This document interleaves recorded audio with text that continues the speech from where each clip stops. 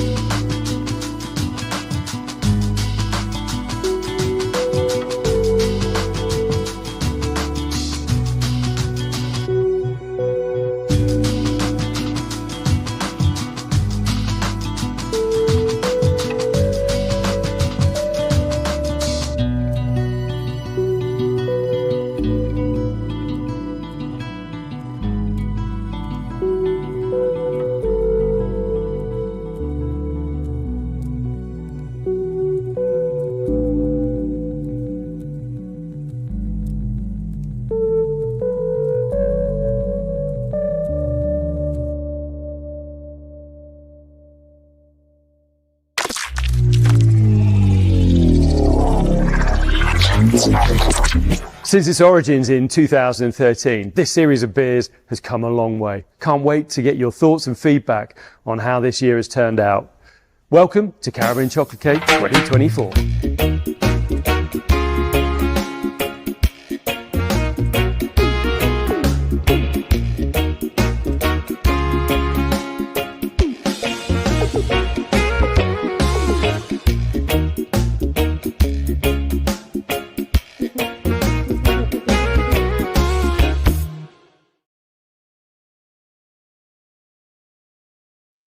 Welcome indeed to Caribbean Chocolate Cake 2024. I am Tim from Siren Craft Brew, and thank you for joining us again for another chat through and drink through this, once again, wonderful series of beers.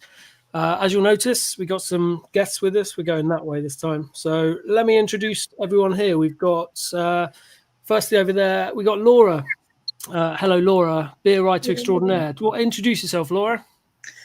So I write about beer for a living. I have been a big Siren fan for many years, and I am currently CAMRA's Campaigner of the Year, excitingly. That's great. How do you become CAMRA's Campaigner of the Year? I don't know. I mean, I think someone nominated me actually, and they decided to choose me. But I think it's to do with the work I do around raising awareness about heritage pubs, about saving cask ale, encouraging diversity and inclusivity within the industry, all of those kind of things. Hopefully, I think is what's contributed. Excellent. That's great to hear. So talking about diversity in the industry, we've got a white man with a big beard, Joe. Our representative from Vault City. How you doing, Joe? I'm good, mate. Yeah. Thanks for having me on. I like to break the mold a little bit, you know. Joe, are you an old Siren fan? I am. Yeah, I've been drinking Siren for 10 years maybe.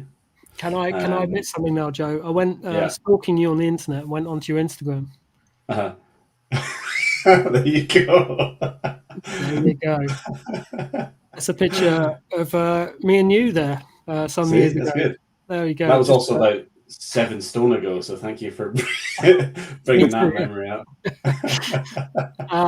And I'm also joined by Dan Pembroke, the world record holder. Not many of us can say that. Gold medal athlete, para athlete. Dan, beer fan, home brewer. Introduce yourself. Yeah, so I'm just that. I've been home brewing now for like 4 years, and I really enjoy the process. Find it incredibly immersive experience, because when you're trying to sort of create a recipe for a beer, there's so many aspects to think about, and I just love the complexities of tasting different beers, and I guess it doesn't go hand in hand with athletics, but everybody deserves a beer at the end of a hard day's work, and I do exactly that on a Sunday, and that's my way to relax. Absolutely. And are you a stout fan? I'm actually not, and I have been handed these beers, and I've been pleasantly surprised, and I've actually found some, but we'll talk about that a little bit later. And I've got a new favourite stout, so it's very exciting. Absolutely. So what's more your vibe if you're not a stout fan? Mine is more sort of IPAs, West Coast IPAs. Sort of those big tropical fruit hits, and I guess that's me in a nutshell. And that would lead us on to the reason why you're joining us, Dan, and very excitingly to announce this beer here, Paris Gold. Do you want to tell us a little bit about Paris Gold before we go on? Well, there we go. I mean, so this year I gained my second title in the Paralympics by securing my second gold. But this also came with 2 world records. I managed to break the world record by over 3 meters this time. So through 74.49. Was the greatest day of my life. But I had a plan before the Paralympics, and it was to do with brewing. So 2 months before I was going to go out to Paris, I thought to myself, how am I going to manifest what I want out in Paris? I'll create a beer. And I named it Paris Gold. Sky Sports News picked up on it, and BBC picked up on it, and they followed the story. And I guess they wanted to see whether it flew or flopped, really, to be honest. Imagine if I didn't get a medal or anything, it would have been awful. But it didn't, and I came out with a world record. And and now we've secured this beautiful beer that we've collaborated on, and I'm very, very excited for the launch. It's going to be a good one. It's going to be a good one. Have you got your gold medal to hand? I have indeed. Yeah, it's just here. I don't always have it right next to me, but there we go. Look at that. Not many people can have a actual gold medal on the stream, right? It's pretty cool. Thanks, Dan. Nice and it's good to have you with us. I love that. And lastly, and leastly, we've got Siren head brewer Sean Knight. How are you doing, Sean? Yeah, good. How's everyone doing? Are you excited about this year's brews? Are you happy with them? Yeah, very happy. I think we've looked at. We had a few ideas after last year. We looked at some feedback that we got on this tasting last year, and wanted to pull things in. I think this is the sixth year actually that I've been brewing these. I went back and looked through all of the previous ones and ones from before my time at Siren, and kind of pulled things together in a different way a little bit, and try to use all the knowledge that we picked up over the years in these 4 beers. Nice. It's an interesting point you say, actually, because the suggestion for chocolate orange did come from this live stream in previous years. So if anyone's got ideas, please do get them in the comments. We'll be putting comments on the screen and going through them and chatting.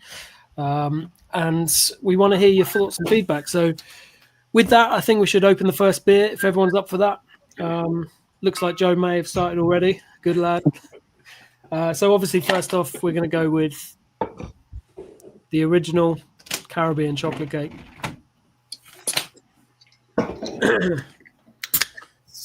So Sean, the big change on this one this year, no nitro. Tell us about that decision. I think we brought nitro in, I think 3 years ago.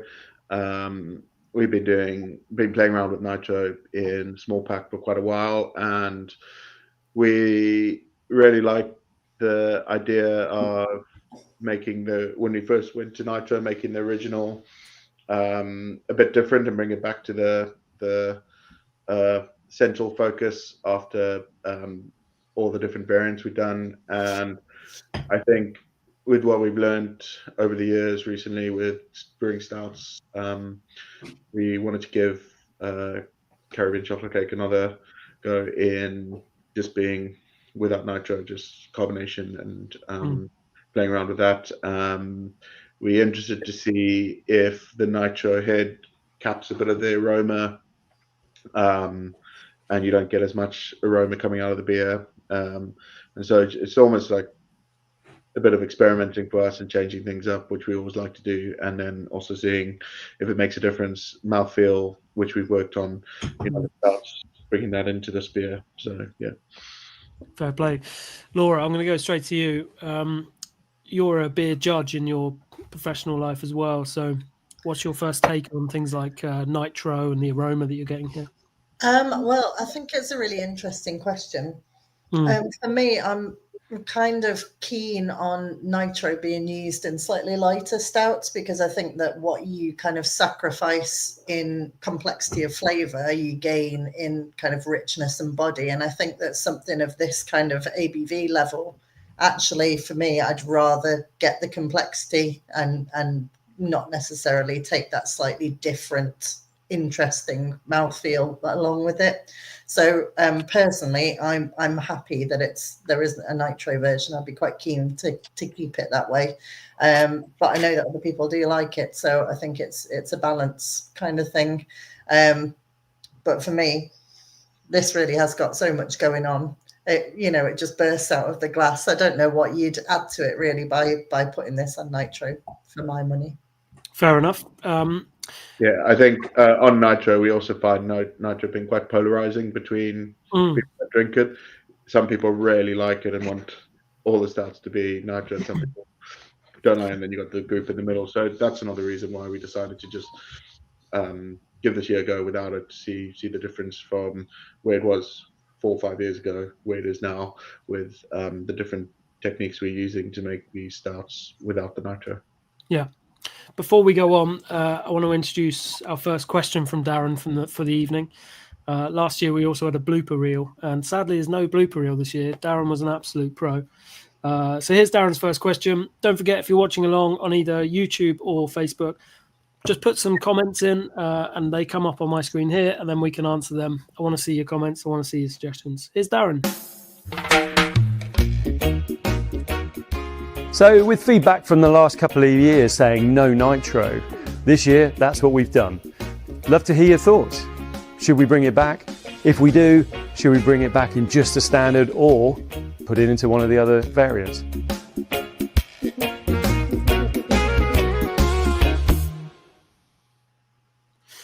Sean, I'm going to ask you that question initially.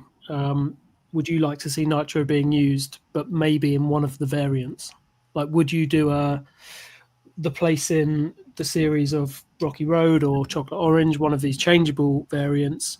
Would you create something specific for nitro? I think we've played around with nitro quite a lot, and what I like about it is I see it now as an ingredient, as something that can change a beer. So yes, we will use it again in the series in some form. I think it will need to be adding a positive thing to the beer with its mouthfeel, smoothness. Just like nitro looks great as well. But I think if we bring it back, it'll need to be for the right addition to the beer. Yeah, absolutely. Joe, bringing you in. I don't actually know if Vault City have done any nitro beers. Are you a nitro brewery? No, we've not. We've not got the capabilities to do nitro easily. Okay. Anyway, I would be curious to try it in a sour. We've talked about it. Are you Are you a fan yourself? I've made a lot of messes with kind of hard pour nitro cans in the past. I think it has its place. I think similar to what Laura was saying. I think it in lower ABV beers and beers that have got slightly less mouthfeel, I think it's really helpful. But I was baffled that this was 7.5%. Like it's very full. Like I don't think I'd prefer this with nitro personally. Yeah. I've got to say, when you introduced nitro to this, Sean, I was really excited because I'm a big nitro stout fan. And last year I was like, yes, it works so well. It's big, it's creamy, but I'm actually getting everything I thought I was getting from nitro from this beer anyway, plus possibly some more things. I think carbon dioxide adds an acidic bite to beers, and that's where nitro is good. So what Joe was talking about in a sour, I think it could be really interesting. We've played around with pomp once, but we haven't really gone down that route too much. But it's a real interesting kind of difference there, which could be fun to play with. But I think we've done a lot of work on building more body and sweetness back into our stouts, and so it was a good year to give it a break. Yeah, Dan, do you know what we're talking about when we're talking about nitro? A little bit alien, to be honest. As a home brewer, I haven't messed around with nitro for sure. But yeah, I believe it's something more sort of joined towards a stout, isn't it? And considering I wasn't much of a stout drinker, this is a new world for me, to be honest. Yeah. But I really like this one. The next beer that we're going to try is my favourite, but this one is exactly what it says on the tin. You close your eyes and you taste chocolate cake. It's right there. So it's a very, very decent drink. That nice. I'm glad you like it. It's easily my favorite every single year. It's just the base beer, but I absolutely love it. Sean, tell us a bit about the makeup of this beer. Like, what makes Caribbean chocolate cake? I think the cypress wood is a big key thing in it, and it's a real interesting thing to play with. The tannins you get from the wood and the sweetness that we get from the we've got lactose in this beer. We've got lots of dark malts that leave a bit more residual sugars that the yeast can't ferment. And then you're getting all the bitterness from those darker grains as well. So it's quite a rich dark malt base, and then the lactose balances that off. But we also balancing off tannins that come in from the wood. The cacao, we use quite a lot of cacao in this. I think this batch was 80 kilos of cacao in broth. So you get a really good extraction. One thing we played around with this year is we try to use a little less cypress, but spin it for longer to kind of get that tannin balance a bit more defined. And so it starts off sweet and then finishes with a little bit of tannin on the side of your mouth is kind of the idea. And we taste the spin bot every day in the morning and the afternoon when it's spinning, and we just decide when it's right. We don't have a set time, but we also can then use this idea that we got from Cigar City that when you think it's right, spin it for another 24 hours. Further processing of the beer will remove stuff, which I think I mentioned before, and it is what works for us. The cacao is really good cacao. Willie's been on here before. He's the cacao maker, Willie Cacao, and it's just really good. He picks the right cacao. Is that your microphone going mad, Sean? No, might be Joe. Yeah. It's your microphone, Joe. I'm just going to mute you for a sec. So, Sean, let me explain the Spinbot for anyone who's just heard the term Spinbot and doesn't know what we're talking about. This might be a new concept to some people. So, when this beer was first brewed back in 2013 with Cigar City, Wayne Wambles from Cigar City had sort of commissioned this piece of equipment that you can see on the left there, which is called the Spinbot. We fill these bags with the cacao and also with wood spirals. And basically what we do is then connect that to the fermentation vessel, which pumps out into the top of the Spinbot. The beer spins around on these ingredients for, 5-6 days at a time, Sean? Yeah. And then back into the tank circulating. And basically, rather than like a big tea bag in the top of a tank that's just slowly doing nothing, this really circulates flavor, so we can get maximum flavor very quickly. Like this. And it looks like this when it's filling up. Very cool piece of equipment. And Sean, you must have a lot of fun playing with this. Yeah, we've added loads of ingredients in it over the years, and I think it's great for these wood spirals. And by looking at those wood spirals, you can see by spiraling that wood, you create a much bigger surface area than just putting in like some staves or something like that. So the extraction from these is really, really good. Yeah. It tends to add like oak, you get more vanilla. This kind of has like a wafer biscuit kind of character that it comes. And that mix with the cacao is really interesting to track through the spin. And we know Caribbean chocolate cake so well now that when we're spinning this beer, we like for the first one we taste, we just like that's Caribbean chocolate cake again, and then we just taste it through the week until we think it's right. Yeah, cool. Laura, coming from a beer judge point of view, what's your sort of take on these sorts of flavor profiles that you're getting? Do things like wood, come through for you? Do you notice differences there? Yeah, definitely. I think that's the kind of base flavor that I really like about this. I think you get it in the aroma, together with the kind of, it's the citrus vibe that comes through predominantly with the wood in the aroma. And then when you actually drink it, you get this amazing kind of interplay between the tannin and that sort of spiciness from the wood. So you get in, like Sean said, that kind of wafer feel, but also slight nuttiness for me, a kind of earthiness. And yeah, I think the tannins play a really key role in balancing that out, bringing through kind of nutty notes that then starts to give way to that bitterness of the cacao.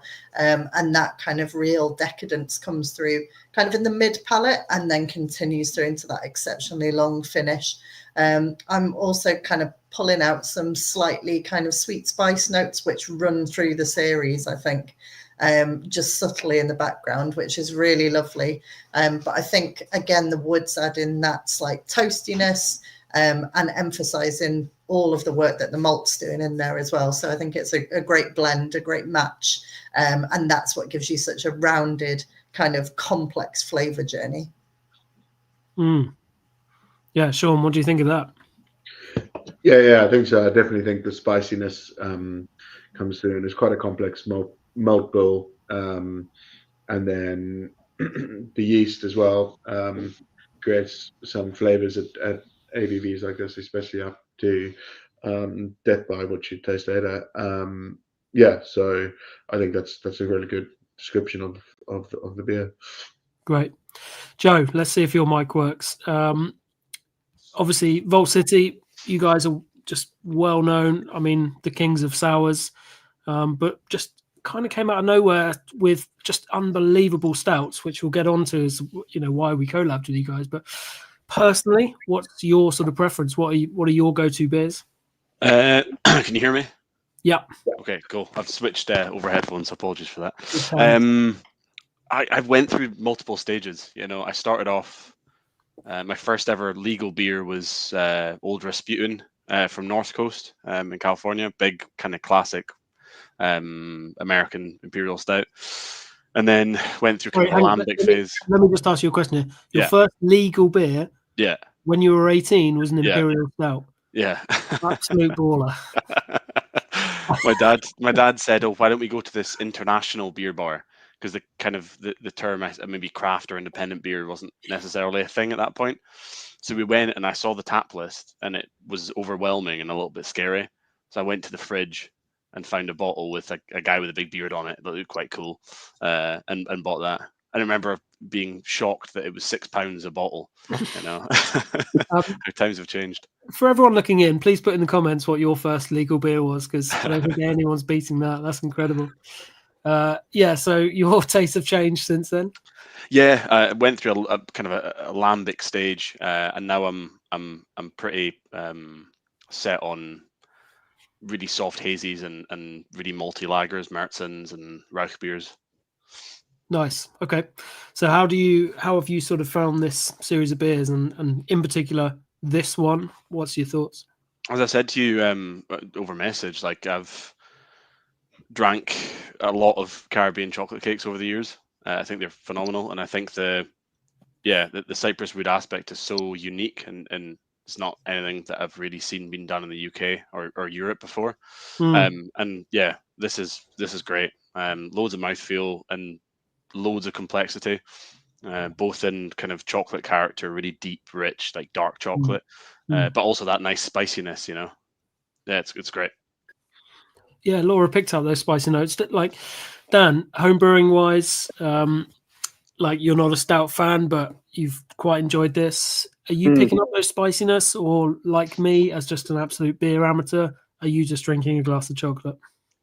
I'm not picking up the spices, but from what Sean was saying about the carbon dioxide and a little bit of acidity at the start, I definitely feel that, but it's very brief, and then you just get hit by that kind of warm chocolatey taste. So that's what I'm picking up with my very sort of basic palate that I have for stouts anyway.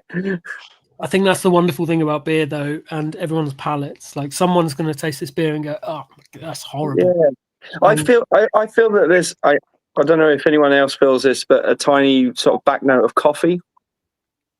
Yeah, is that anyone feeling that at all?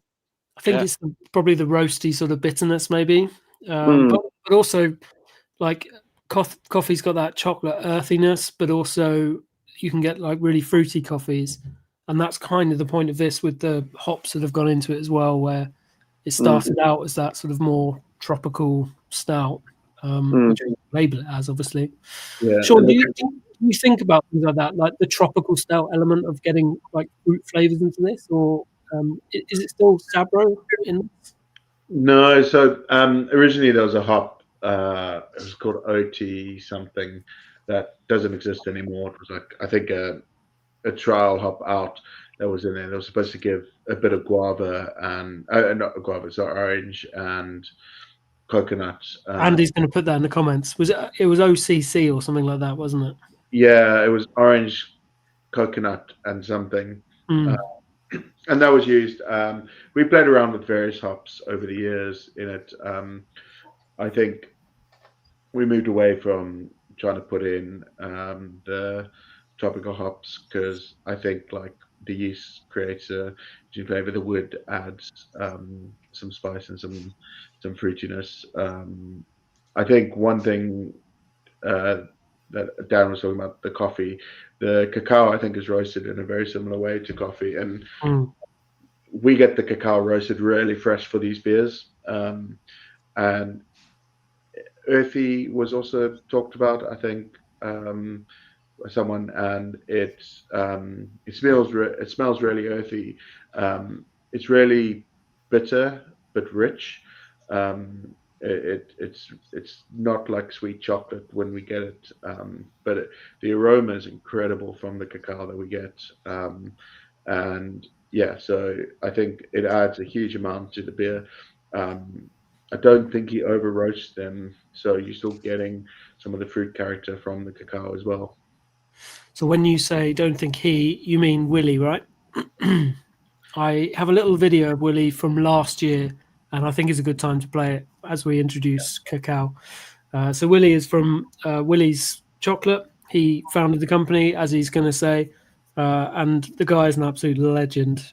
He came on live with us a few years ago, and he said something along the lines of, I've spent a lot of time in Colombia, and the comments were largely based around, I'm sure you have. Oh no, I'm on mute. An artisan chocolate company. Hang on. Hi, I'm Willie Harcourt-Coos, founder of Willie's Cacao, an artisan chocolate company. Founded in Venezuela 30 years ago in the cloud forests of Choroní, in the Henry Pittier National Park. What is it about chocolate? Well, after 30 years of farming, it's in my veins. I live and breathe chocolate, and that brings me to, the Caribbean chocolate cake and the nibs that are used in it.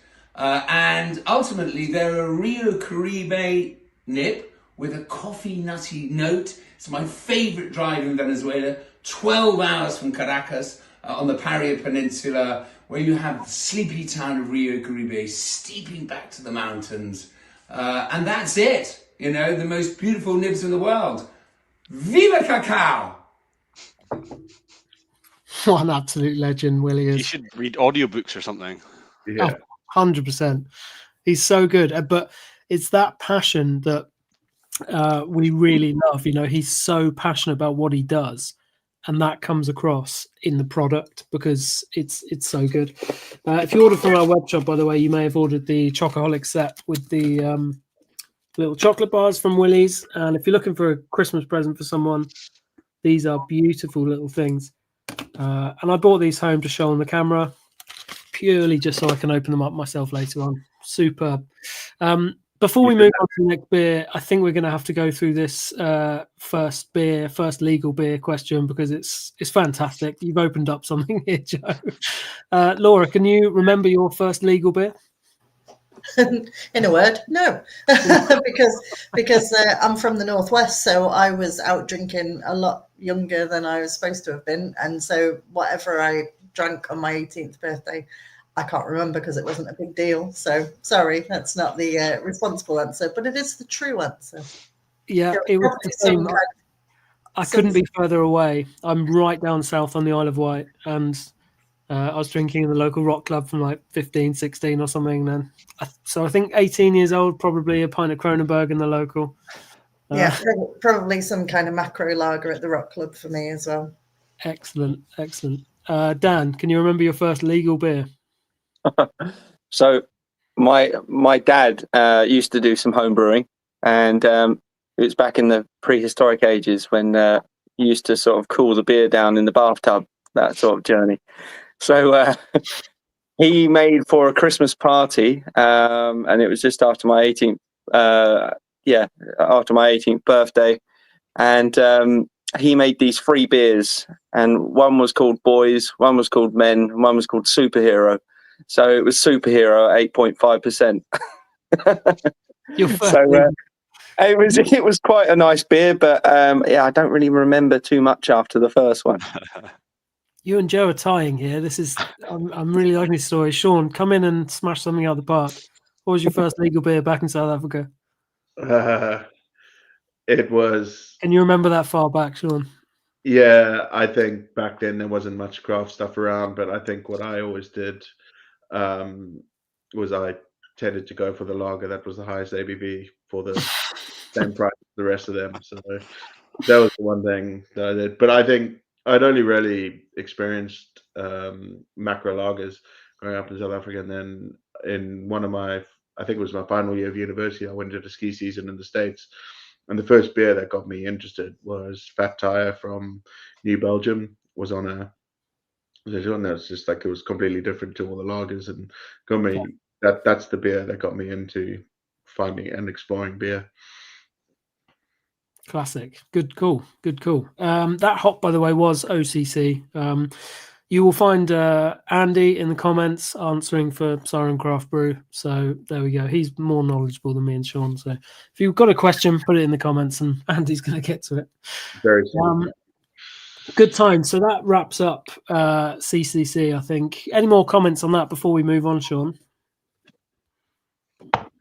Sorry, I just read a comment. Carling Black Label was the beer that I normally went for because it was 5.5 and everything else was 5%. So yeah, nice. I think we also played around with a different technique this year where we actually centrifuge these beers twice. So after fermentation, we centrifuge them to remove as much of the yeast as we can before we spin in the spin bot. I have a suspicion that in the spin bot, the bags we use are very porous and can let liquid in and out to extract flavor. We got agitation from it spinning, but quite often when we look at the bags, there's yeast on the bags.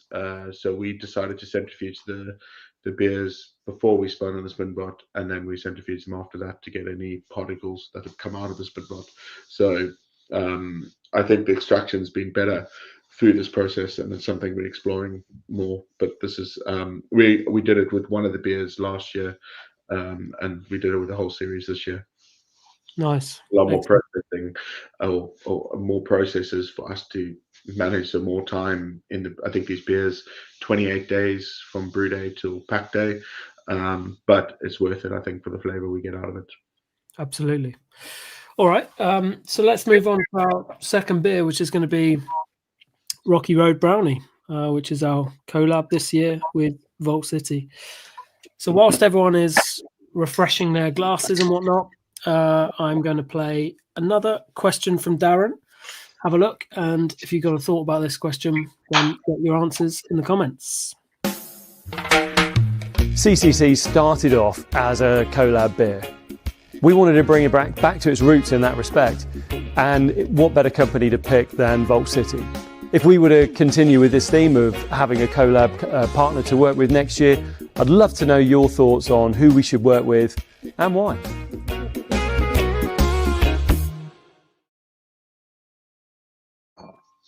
I love the way Darren says company there. It's great. Best company to work with. All right, Rocky Road. I'm going on brand again with glasses. Not everyone is, but this is last year's glass, which wasn't very popular. Oh, no, that's just gone all over my laptop. How's everyone else's day going? Right, I'm going to try and... Yeah, let's... Hopefully that's... Oh, man, I'm so sorry, Andy, you're watching this, and I'm well aware that your budget paid for this laptop. Let's do this not so close to the camera. There we go. Quite funny if it killed your laptop, Tim, and you still thought you were online and just talking to yourself. Oh my God. Oh, that's going to be sticky, isn't it? All right. So, Rocky Road. Before we go to Sean, sorry, there's a fly flying around me if anyone sees me clapping or So you anything. tried to catch it earlier. Yeah, I am trying to catch it. I'm trying to do it slyly and it's not working. Before we go to Sean and Joe with a bit of story about this, I just want to say if you need a bit of a palate cleanser in between, I recommend a hot water. This is our brand new hot water, which is Nelson Sauvin. So give it a try. And we do have another hot water coming, which is Crush, brand new hop from Yakima Chief, who were on site today. You might notice that by my cap, and Sean will be jealous that I've got that. Laura, what's your thoughts on Rocky Road? I think, to be honest, this is probably my least favourite of the four, but that's not to say that it isn't still excellent. So glad I went to you first, Laura. It's in very strong competition. I really like the honey profile that runs through it.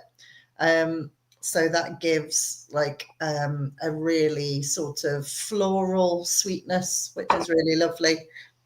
And I think that there's an almost caramelly undertone to it, which I quite like as well.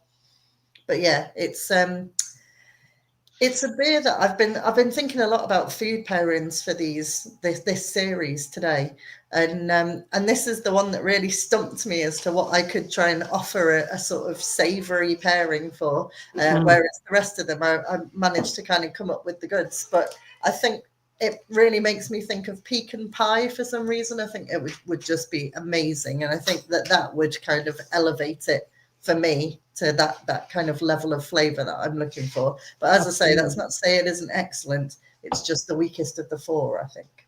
It's a struggle for me, food pairing as well. I don't know where to go with it. I think it's definitely a pudding pairing. I think you have to go sweet with sweet on this, like a sticky toffee pudding or something like that, and just go like for like on this one. If you've got good food pairing ideas for this, please get your comments in as well.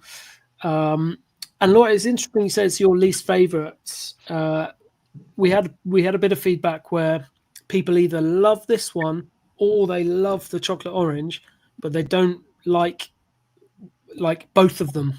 People like, it's very interesting to see how people's palates are working with one or the other. I think that's really interesting because it's a real direct demonstration of like how our palates work and our preference for different flavor profiles. And the thing I always say to people when I'm doing beer tastings is that there are no wrong answers. At the end of the day, like if you go for an Indian meal, there's going to be someone in your group that orders the korma and someone that orders the spiciest thing on the menu, and neither of those are incorrect answers. And also, like when we're describing flavor, like I'm talking about honeycomb, but the last time I ate honeycomb and smelled it, and the last time you ate it and smelled it, we might remember those experiences totally differently. So it's actually really nice and really helpful to discuss what you're smelling and tasting.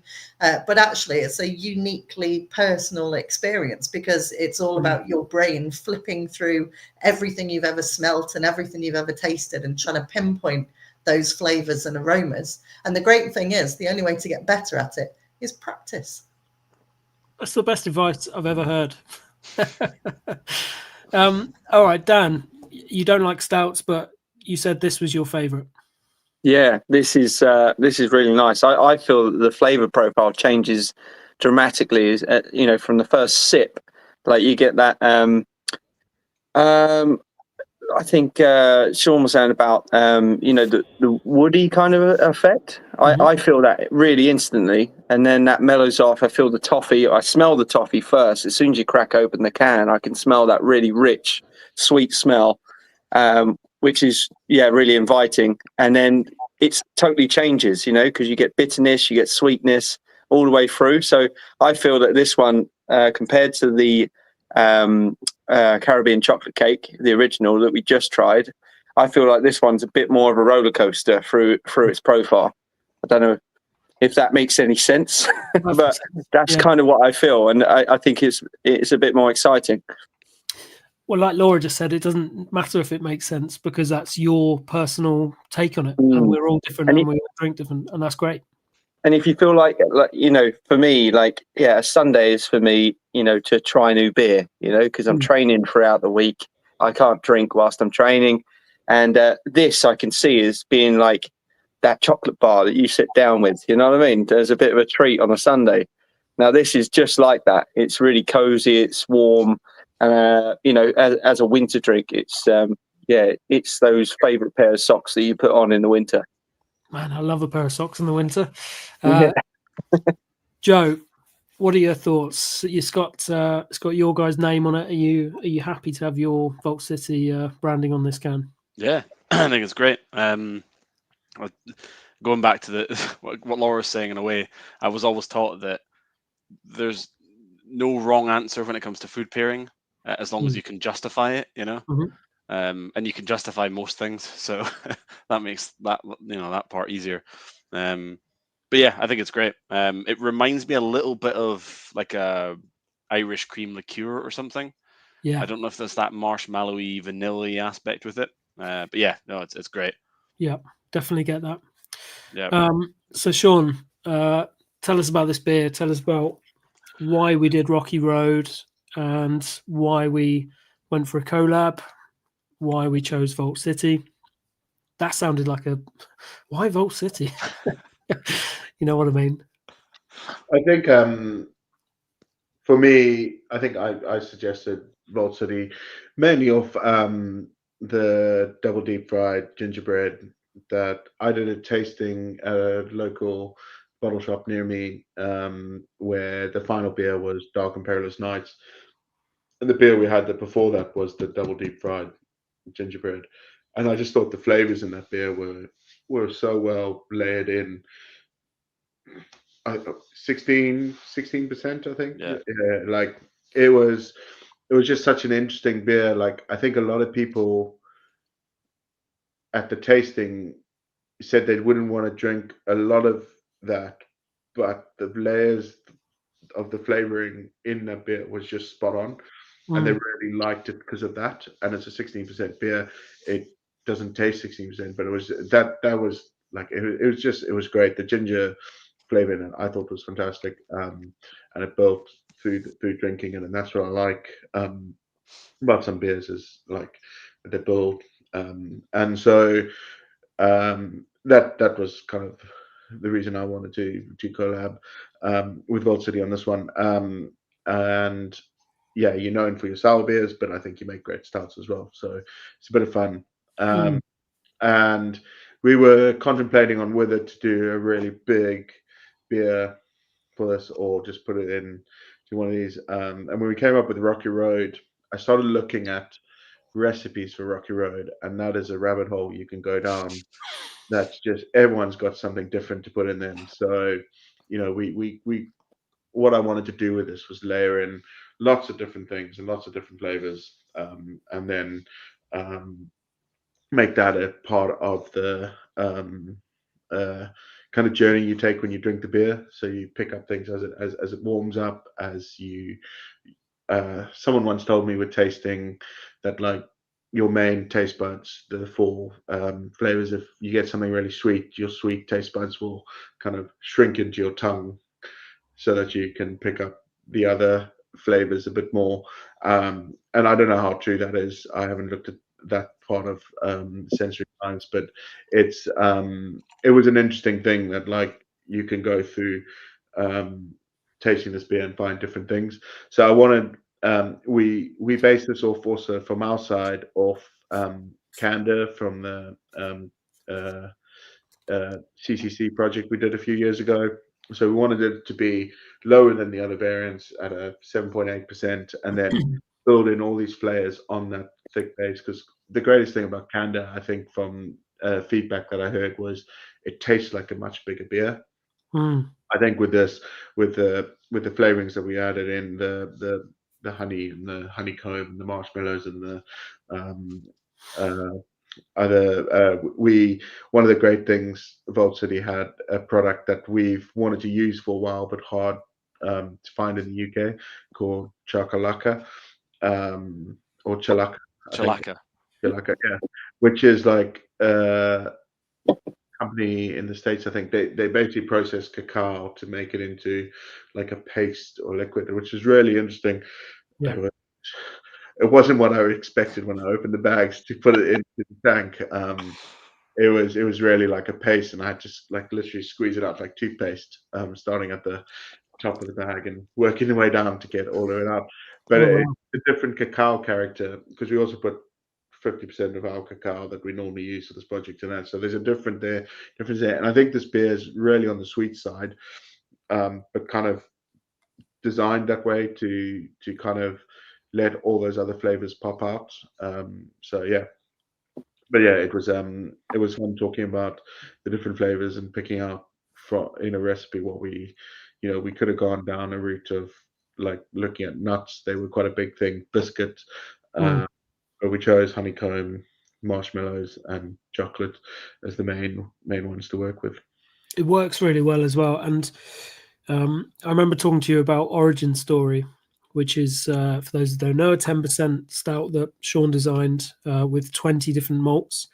And it's kind of designed so that you get a different flavor profile, like caramel, coffee, chocolate, whatever it might be, in every sip. And I was drinking this and I was sniffing it. And I had a real gingerbready sort of aroma and flavor profile, and then just sort of swished it around. And then I get more sort of that pink sweet marshmallow vibe. And then you get the honeycomb coming through as well, and a bit of caramel, and then some sort of chocolate bitterness at the end. And it's a really like pleasant blend. And there's so much going on. It's a real layers of flavor. It's great. And I've noticed as well as it's opening up, like the nose to me now is like digestive biscuit. It's really cool. Yeah, really enjoying it. And I think the cypress wood contributes a little bit to that because I also get that, and it's a biscuity thing like the cypress wood. It's a real interesting thing to taste in the spinbot because it starts off quite heavy on that, and then the cacao comes in. But this one we obviously did a slightly less cacao in the spinbot because we added the chalaka towards the end of the spin, so that we still got a bit of agitation with mixing it. So the wood's got a good extraction in this, even though it's super sweet. The wood probably balances out more than you would think. Definitely, it's like a pastry stout that's not super sweet, which is really nice, And I think we found that using the chalaka versus cacao nibs like contributes more milky chocolate almost versus bitterness and roastiness that you sometimes get from the cacao nibs. So I think that's helped balance that out. And there's sweetness there, but the cypress wood, the dryness of the cypress wood really helps that, Yeah, and I think we played around with a byproduct of roasting cacao nibs is the husk, and I think when we chatted, you guys have played around with it. There's a woody note from that, but there's also milk chocolate from that we found quite interesting. I've moved away from that in recent times, but it's something I thought I nearly went back to for this CCC, but I think in the future we'll look at that again. It's a real interesting change in that cacao character. It's really good. What's the reason, Sean, for 7.8? Because in previous years, pretty much all of the specials have been 7.4, and it's kind of always been this base beer of CCC with some other things going on. This is more of a beer to itself, isn't it? When this was taken, I was in the brewery, and obviously we were doing things in the boil differently. So, do those things affect the strength, or was there a reason to sort of bring it up by 0.4? I think so. It's based off Candor being at 7.8 was the reason. Really interesting. We worked with Cycle Brewery on Candor. It was really interesting talking to it was Doug from there, and what Doug was saying was like, I don't really look at ABV. I don't really look at starting and final gravity. I just brew in where it ends up. It ends up like they have luxury over there of that. I don't think it was as straightforward as that, but what he focused on was just like a process and then learn from that process. And so we kind of went, cool, we're going to go for 10% with this, or I think it's 12% with this one, and we ended up at 7.8%. But the body and the thickness of the beer was incredible. Like Candor, I think, is one of the best beers that we brewed just because of how it tasted for its ABV. And so this was a go at trying to create that on purpose.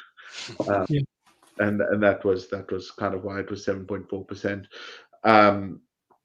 I think, yeah, there's like getting that body and that there's quite a lot of residual sugar in this beer, which is what makes it like that. And leaving behind that sweetness like gives us this. We've done 8.4 tends to be quite a lot of our variants, and this one was 7.8 based off Candor. Really, I wanted to kind of go back to that base. Yeah, it was a good beer. That was definitely my favourite from those 4 beers. 3 beers, CCC. Yeah. It's got to that point. So some of the comments with suggested collabs for the next year, if we're going to reconvene with a collab. Vocation Emperor's very popular as well, which is good to see. Emperor's getting a lot of. I hope you're noting this down. Look at this. This is 4 in a row, Sean, with Emperors. Emperors was second on the list. Emperor's glass. There you go. This is Adrian's done my favourite, Elusive. Just pop across the road. That'd be way easier than Edinburgh. Another little cheese pairing here. Strong cheese, a good pairing for a big stout. Blue cheese is a fantastic pairing with a sweet stout. I absolutely agree with that. And I'm now almost convinced that I need to try and get the attention of my other half and send her over to the co-op to buy me some blue cheese. But I know she's just had a shower and that won't go down very well, so maybe not. Poyala, great. I was talking about Poyala earlier today. Really good idea, that. Kissing Gates. Poyala work a lot with wood as well. Yes. You know? Yeah. Yeah, one of our old brewers went over there and ran their barrel project for a bit, but then when they had the pandemic, a lot of their barrel beers for export, he ended up brewing a load of lager because they brewed up for the local scene. We're actually about to collab with him at the brewery he's working at now in Estonia. But they Poyala make incredible stouts. They're really good.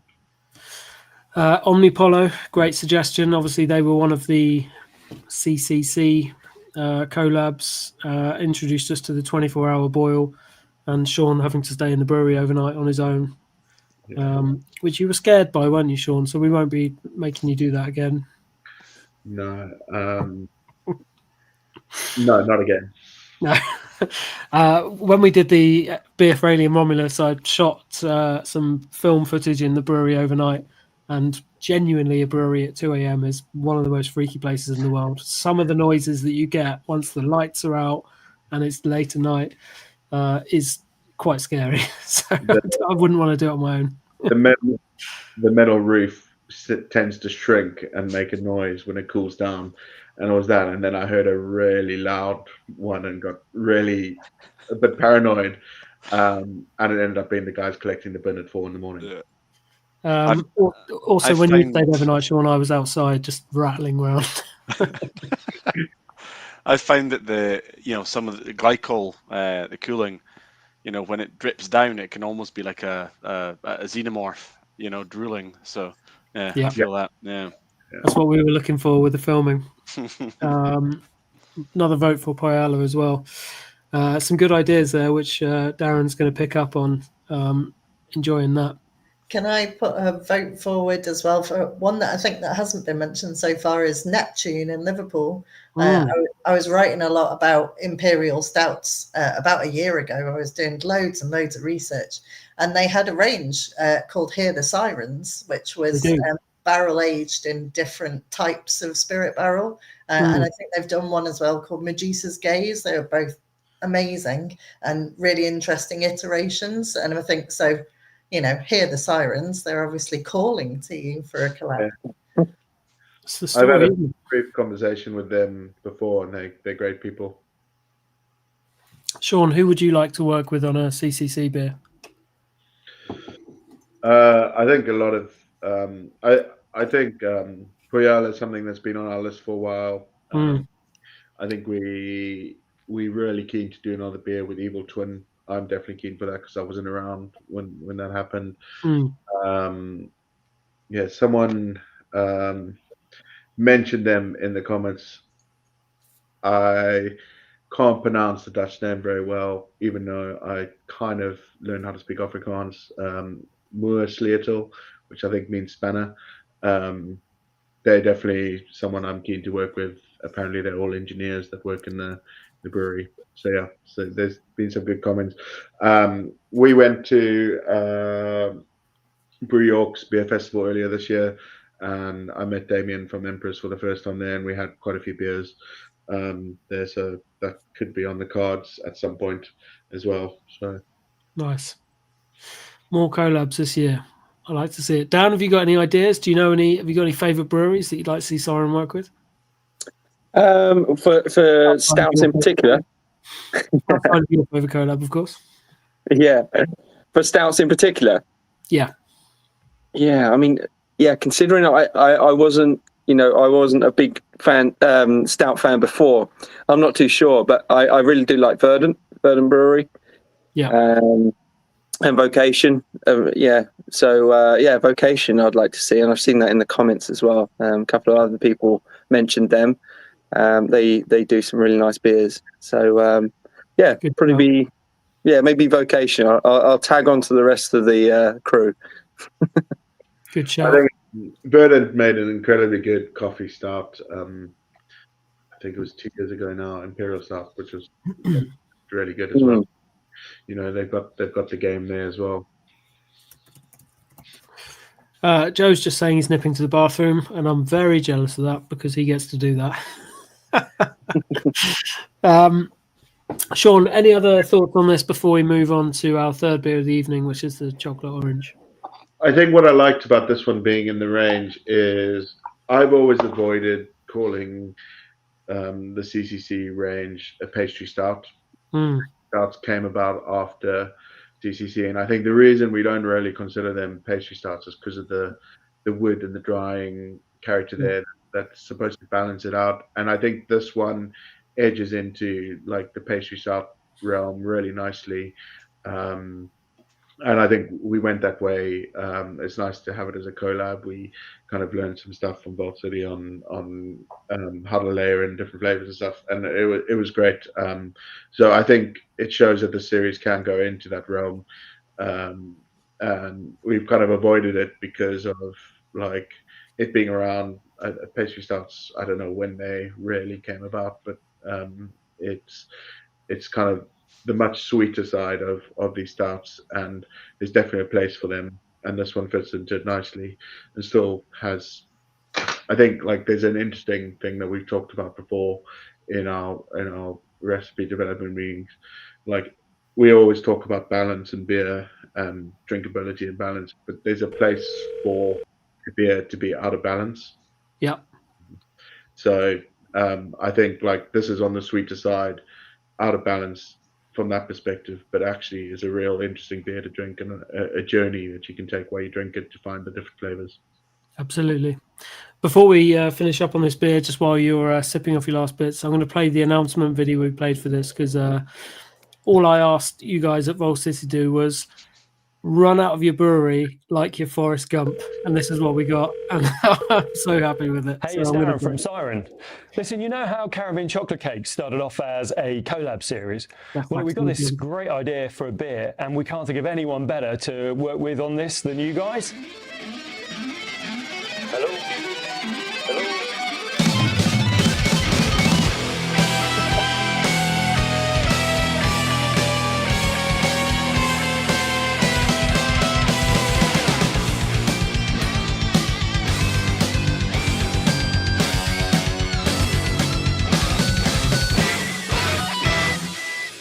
How good is that version of that song as well? That's awesome. That was also Jamie, one of our cellar leads, running there, who does marathons. So he jumped at the opportunity as soon as he heard, To look like Forrest Gump. Absolutely excellent.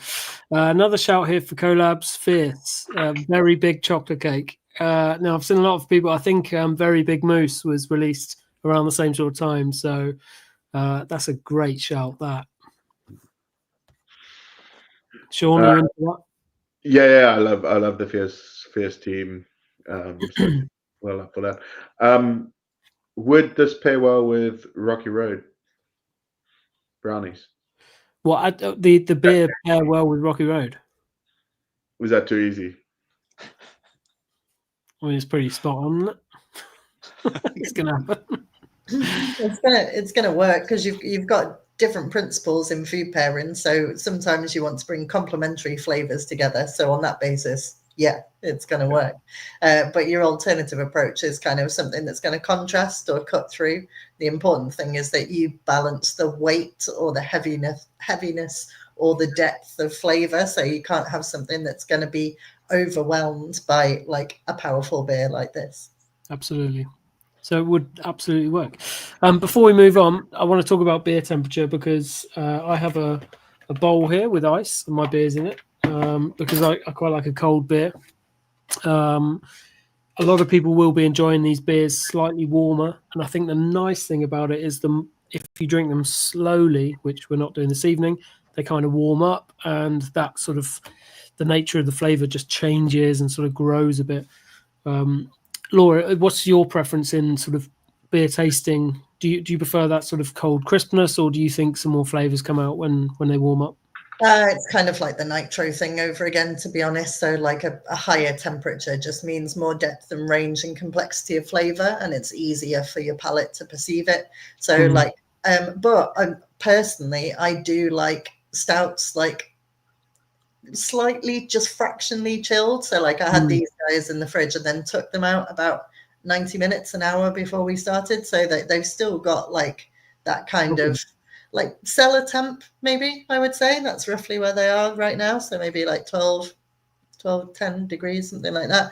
So maybe like a little cooler, but yeah, if you chill them right down, they are delicious, but you don't get as much complexity from them. And obviously I'm here for the big flavors, so I like things slightly warmer in that regard. I'm a heathen. I've got an ice cube in mine. I don't. That's a joke.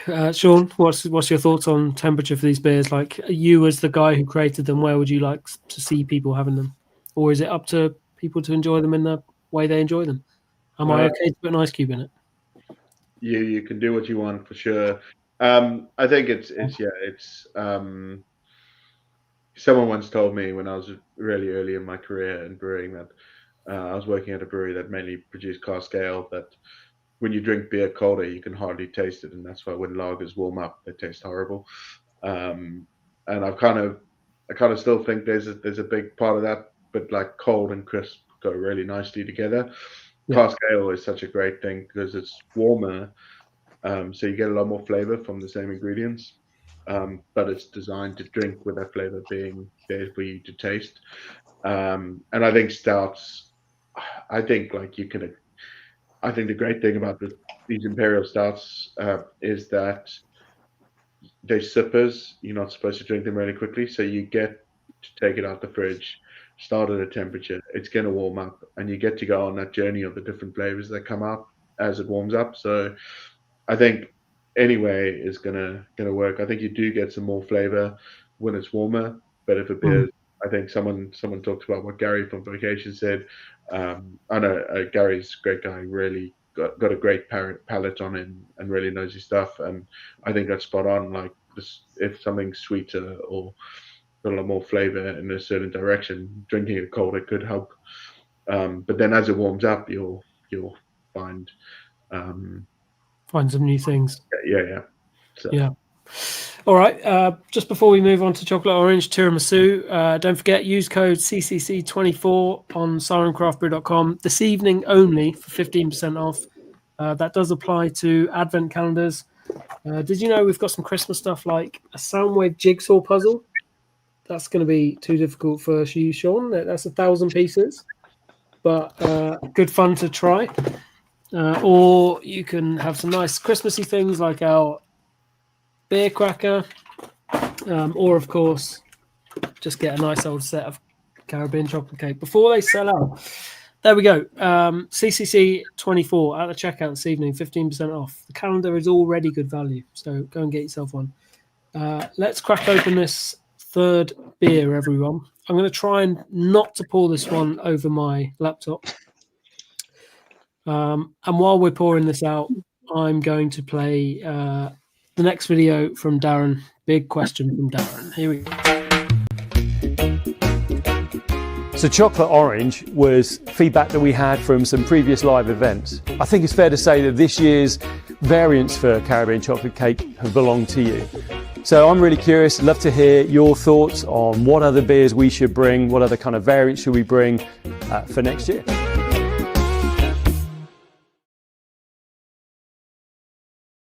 There you go. So the question for this little section is, what variants would you like to see next year? And bearing in mind, this suggestion, chocolate orange, came from these comments. I think it was probably last year and the year before we said chocolate orange. Playing it again accidentally.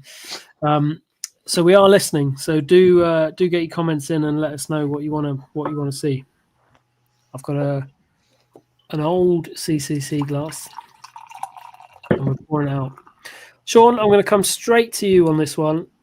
Why a white stout again? It's not a new thing for the series. We've done 2 white stouts in the Caribbean Chocolate Cake series before. But with something like chocolate orange tiramisu, why did you want to go white stout? I think it's the best format to showcase this beer. I like the idea of having the stout slightly orange and kind of people drink with their eyes. This is what I love about the idea of a white stout or black IPA, is you have perceived ideas of what it's going to taste like before you drink it. And I thought it would work really well. We had some crazy ideas that we didn't end up doing, and we were going to take like a barrel-aged orange sour that we had and reboil that to get the orange character, because what we wanted was just that little bit of like an orange liqueur as in a tiramisu. So yeah, and then like, because we're looking at coffee with tiramisu as well and the orange, it like a white stout made sense for me. So it's a fun beer style to play with. Affogato is a beer that we enjoy brewing coming out of Project Barista. And it was another opportunity to just have a play around with it. I think the layers of flavors in this were really fun to play with.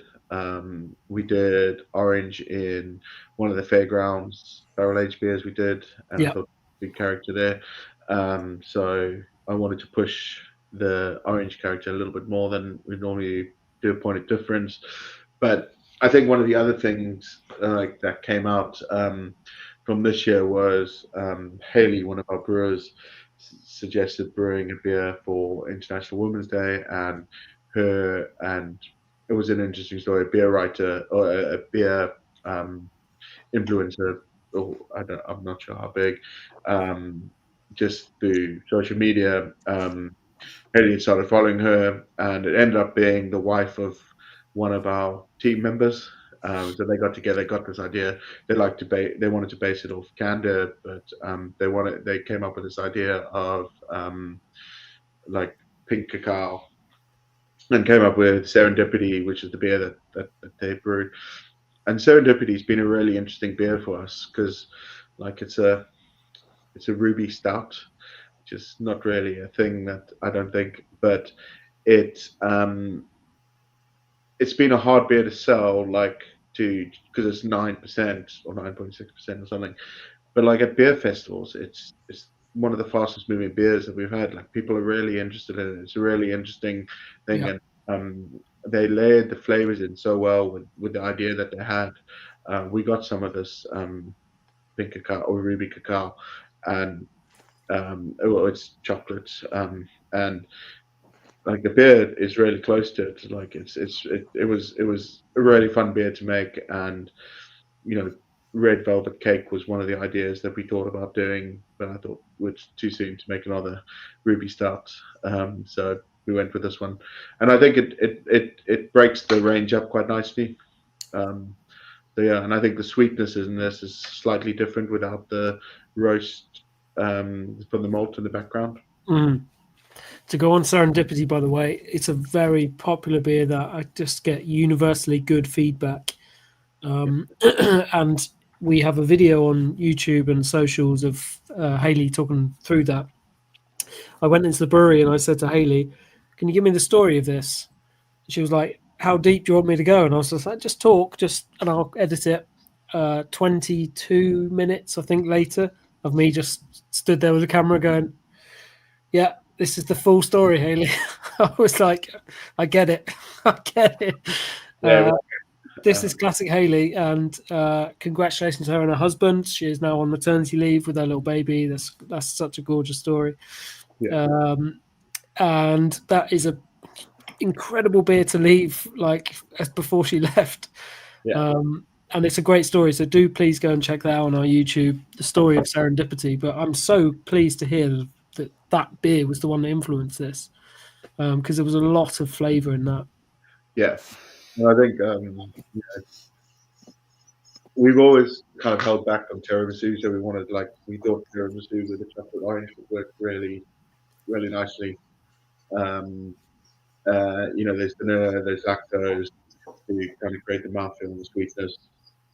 Coffee, then with cacao, the cypress wood, and the orange zest. So it was a fun beer to kind of try to get right, and I'm really happy with this. This is out of them my favorite one that's come together. Although Death by probably there's a bit of work that I did in there that I really like Death by for that reason. But the way the flavors came together, I'm really happy with. I must admit, the first time I tasted this, I wasn't sure, and now I'm drinking them. I'm in if we're doing a chocolate orange versus Rocky Road camp, I'm in the chocolate orange camp. I think it's delicious, and it really tastes like a Terry's chocolate orange, which is great. Dan, you were in the Rocky Road camp. What's your thoughts on this? I'm not a Terry's chocolate orange fan, I'm afraid. Yeah, you're wrong. So that kind of counts me out. It's very interesting. When I opened the can, and I see that it wasn't dark and it said stout on the front, and then I read white stout. I was very intrigued. Had you had a white stout before? Did you know of that concept? No. So I was like, what is this? Yeah. And then the smell is really intense of the orange, and for me, it's not my favorite flavor. I'm not going to lie, but yeah, it still is very interesting. For me, because of the citrus, it feels like there's more bitterness in this one, from the offset, and it lasts all the way through. You know what I mean? There's not that sort of like hitting a really sweet spot and then the bitterness kind of leads out. This for me is like bitter all the way through, and that's a bit of an sort of an assault on my senses, and because I don't really like the orange flavor, but it is still quite a complex beer. And if you love orange, then you're going to love this one. So it's a good one. In the comments, I really get your keep your suggestions coming. There's some good ones here that I'm really liking, which we'll get up and talk about in a moment. But I also want to hear your food pairings for this as well, because I think it's another possibly difficult one to pair. But I don't know. Maybe the citrus has got something to play with. So, Laura, what's your thoughts on it? This is the banger. This is this is my favorite of the four, which is really weird because I expected to be a Death by girl, and when I got the set, I went for Death by first because I was like, well, that's the one I'm going to enjoy the most, so I'll have that one first. And then later, a couple of days later, came back round. Really interestingly, the first time I tried it, I didn't get the coffee, and I really am today, and I think that's probably because I'm coming out of a cold, so I think my palate's been a bit impacted. But the thing that really gets me about this and why I love it so much is that there's that orange in there, gives a real zippy kind of freshness, almost like kind of really kind of fresh, vibrant orange oil. So I know there's a lot of orange zest in there, but it's like the specifically the oil from the skin of the orange. And what that does all the way through is is add like this additional acidity that the other beers just don't have.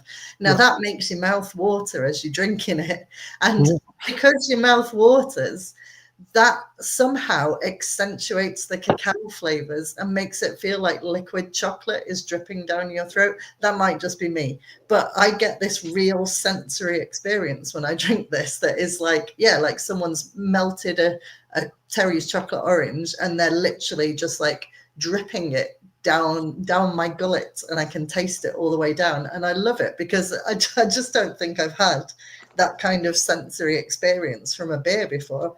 And I've been sat here all the time you've been talking about this beer, trying to find a way to express that feeling. And hopefully that makes some kind of sense to you. I don't know. Or I've just turned into the Jilly Goulden of beer, for which I apologise. Firstly, I get a real sensory experience listening to you talk about beer, Laura, because it's absolutely wonderful the way you describe a beer and the flavours that you're putting out. That's just fantastic. I should go into beer writing. You should go into beer writing. You should take this up. You're quite good. Secondly, we spoke before we went live about coffee, and you were saying you didn't get much coffee. And then as soon as I opened this, I sniffed and I went, "Oh wow, what? There's loads of coffee." And then you mentioned that you were getting more, and it reminds me aroma-wise of one of our Project Barista beers because of that coffee, but it's really nicely balanced. Also, own Jilly Goulden of beer. That's fantastic. What a title. That's your new Twitter bio. I think I would definitely take that. I'll put it on Twitter because no one will see that anyway. But yeah, no Blue Sky bio. We're all on Blue Sky now. Yeah, it's true. I have that, but yeah, I don't think it'll well, we'll see. But I think with this beer, just to throw out more cats amongst the pigeons, because why not?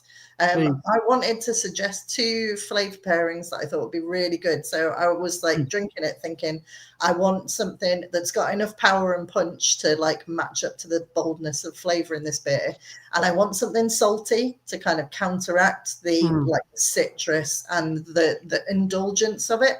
And so the first thing that came into my head was like Parmesan crisps, you know, when you just melt a really thin layer of Parmesan and then kind of scrape it off the baking parchment, make those lovely kind of shards. I just thought that would be awesome. And then for some reason, the creaminess and the indulgence made me think about like proper millennial food, avocado toast, like smashed avocado toast, little bit of chili sprinkled over the top. I think a pop of chili on whatever you ate with this would be perfect. Chili Parmesan crisps would work really well, actually. And I just think those kind of real savory umami flavors would be intense with this beer.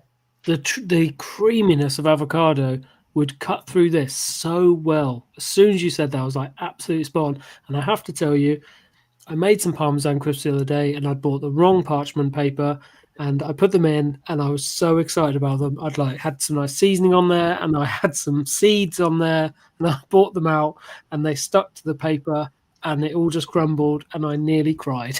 I was going to say, you just had to lick it. I literally nearly cried. I was making a risotto and I really wanted these Parmesan twirls coming out. That's who I am now. I'm in my 40s. I'm making risotto and Parmesan twirls.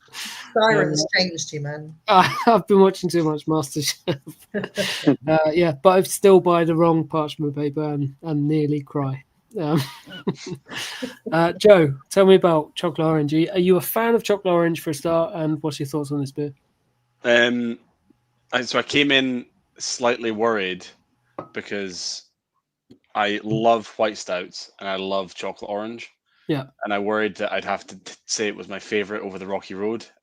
I think for me, they're probably equal in my preference. You can say this is your favorite. Come on. No, I think they've both got merits I like. That's the thing. I'm being diplomatic. No, you never see white stouts anymore, and I think they're awesome. Kind of, it's annoying that you keep putting me after Laura, and I keep feeling like I agree with Laura, so it feels like I'm copying her. I didn't get the coffee initially. As it opened up and some of the aromatics kind of caught in the glass, it came through a lot more, and I think that a lot of the coffee character complements the chocolate really well. Mm. So it was like once I was like, oh, I'm picking up that coffee. That's what I'm actually getting. It's not that chocolate necessarily. Worked really well. Yeah. But yeah, I think it's ace. It's like candied orange, really nice. Yeah, I agree. Food pairing wise, I've just literally while you were talking, I just started drifting off. I completely drifted off. I'm so sorry because I was thinking about a duck taco with some coriander on it, and I just think that would pair really well with this, with the orange and the duck, and then the coriander just to sort of freshen things up and cut through. So I apologise. Tim, you need to get the right parchment paper for that one. So we'll send you a memo. Yeah. Otherwise, we don't want you crying again. Oh man, I cry over food way too often. To be fair, really for the pairing, I think something like a really rich, spicy lamb curry would work, which is not too off the duck, kind of quite fatty. But I think the spice and the orange almost would be like a mulled kind of Christmassy festive thing, you know. So yeah, I'll forgive you. Yeah, cool. I pulled duck, roast duck, or like 5-spice duck out for my one of my preferred pairings for just the original CCC. So obviously that's the base here. So I think that's a really interesting kind of. There's something about that richness of duck, and you really can spice it up, and that gamey flavor is enough to hold up against these kind of really bold flavor profiles. So I think that's a great choice. Sean, comment here could be a candidate for Nitro. Do you think, like we talked earlier about, more specials, possibly Nitro in the future? Do you think a beer like this could work with Nitro being the white stout, or do you think the key to this is those aromas that you get? Because straight away you're getting sort of chocolate and orange and coffee and all these different things going on. We had that conversation, but I said no because I don't think the orange would carry out through the nitro as well. And the orange would then be in the flavor. For the record, I'm not a Terry's chocolate orange fan myself, so Can I remove Sean from the chat? well, I like chocolate, so I will eat it if it's the only chocolate on the table. But it's not my go-to. But actually, Joe, I remember when we were talking, the first conversation we had, Rocky Road or a white stout, and you're like, oh, white stout. I haven't had one of those in ages. You were definitely on. When the question was posed earlier about nitro, I was going to perk up and say a nitro stout, but I was like, I'll hold back, because they always just look phenomenal. If you get this kind of color and that really tight white head, it's like a pint of bitter or something. It just looks great. Yeah. We did a collab with Thornbridge, and we did that as a nitro style. And we tried to layer in more than coffee, so we laid in some spices and some licorice, and try to recreate almost what like low alcohol brewers are doing now to recreate beer flavor. We try to look at that, but it was I think this beer it's a fun thing to do. I think we next door. Andy Parker, who pushes black IPAs, which I think are stronger than white stouts, but we should be the brewery that push white stouts. And one of our really good friends who I've met through just one of us, our malt supplier, years ago before he was with his brewery now, but Evan from Green Cheek. And I met him, and he introduced me to the idea of a white stout. He brewed a golden ale called Naughty Sauce, I think, for a beer called Noble Beer Works, which was the brewery he was at before he went off and set up Green Cheek. And that just, like, the way he talked about that just always got me excited about brewing a white stout. Now, the way he talks about hoppy beers gets me excited about brewing hoppy beers. So he's inspirational in that way. But it was just such a fun idea. Like, you can play with different coffee, you can play with how pale you want to get the beer or not. But also, what I love about it is if you put like stout in the name and someone orders a stout and they go, oh, I think you poured me the wrong beer, and you go, well, take a sip, and they take a sip and go, oh, tastes like a stout. I love the idea of that, because I think we shouldn't judge beer by how it looks. And now with hazy IPAs compared to West Coast IPAs, it's the real thing like that. I think if you taste the beer first before you judge it, it's a good thing for beer drinkers to kind of do. It could go either way, but yeah, don't judge everything with your eyes. Maybe we should have like a blind testing. I could lead that. Here's well, talking about that, I was just trying to find a photo as we're chatting. I was gonna try and quickly get it on the chat, but I'm not. I'm just gonna put it on my phone. This is me and Sean and Hannah, our web shop manager at Liverpool Beer X, and we were doing a tasting with Andy from Elusive, who was doing this blind tasting, and it was fantastic because you literally put a mask on. Oh, hang on, that was that way up. You put a mask on. I put my glasses over my mask, obviously, just cool like that. And then they put a beer in front of you, and you had to say what you thought it was. And people sort of saying, "Oh, I think it's a stout," or "I think it's this and this," or whatever. But Andy deliberately chose sort of black IPAs or black lagers or maybe a coffee beer, or he had one of our beers, and I can't remember what it was, Sean, but white stouts and things like that. And you had to say what you think the colors were and what you think the profiles were without seeing the beer. And it was a really fascinating job. And I genuinely wish I'd first tasted this beer with a blindfold on, because you wouldn't know what's going on. I think it definitely doesn't taste like it looks, so to speak. I think it's an interesting thing, and it's a fun thing to play with. But yeah, I think we also try to create a beer that had orange flavor, had the chocolate and the coffee so it was really fun to just put all those flavors together in this one and try to balance them out, where I think Rocky Road we kind of went the other way, where let's make the sweet rich, and you'll find the flavors as you go. This one just kind of, I wanted it to really when we were already playing with it being a white stout, let's make sure we nail the flavors. Yeah, really good. All right, it's going to be time to move on to our final beer of the evening.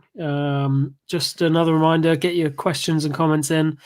If you got any questions for Sean or any of the panel, then do talk them out. But I want to go through some of the suggestions on these ideas for variants next year. Last year, I said this, Sean, and I'm going to come to all of you panel guys, so please think about what you want to do. But last year, this is what I still say: mint, chocolate orange. Sorry, not chocolate orange. Caribbean chocolate cake, mint. I think that's going to be such a good idea. Dark chocolate and mint. What are you thinking, Sean? I think it's a hard flavor to get right in a beer, but if anyone can do it, fun challenge. It's just we got so many good suppliers out there of things that can help us with this, and just kind of sometimes they come to us. I think this one we're gonna have to go find to get a good mint flavor in a stout. I think it's gonna be really difficult. You've got a year. 11 months. Your task begins now. Just on that, actually, we'd spoken late last year about doing, when the new duty rates came in. We talked about doing after 8.4%, and doing a mint chocolate stout. And the idea was funny in our head after 8, and then realized that, yeah, like you, Sean, we were like, we couldn't nail the mint character without it being too vegetal, Yeah. So it's like it's getting that kind of that sweet. I want to say sweet mint, but you know what I mean. Yeah. I think it's going to be hard to. There'll be a way to do it, and that's our challenge. It's just finding. I only want to do it right. Well, my suggestion for a collab is with Pilot Beer, because they would sort it out. They would just dump a load of mints in it, and that'll be fine. I love Pilot, by the way. That's the. Pistachio chocolate bar. Sean, pistachios? I love pistachios, but the nut allergy side of things complicates it a little bit. Yep. But if we're going to do a beer like that, I think we would want to age in a barrel on the nut and separate it from our main brewery site.